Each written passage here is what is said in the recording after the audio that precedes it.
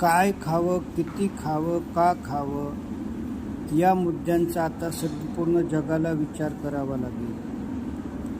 कारण सोपं आहे, 1947ला भारतात 23 मेडिकल कॉलेज होते आणि 47 व्याधी होत्या. आज 1200 मेडिकल कॉलेज आहे आणि 24,000 व्याधींची यादी आहे. आणि आपण गरीब देश आहोत. श्रीमंत देशांकडे जरी पाहिलं तरी ट्रक आणि टनानी औषधं निर्मिती होत आहे आणि लोक तरीही दुःखी आहेतच. आणि म्हणून आता तप सेवा सुमिरन या विद्येकडे संपूर्ण जगाने लक्ष वेधण्याची आवश्यकता निर्माण झाली आहे. या विद्येने आपण 15 ऑगस्ट 1947 पर्यंत सर्व लोक दवामुक्त व्याधीमुक्त होऊ शकतो.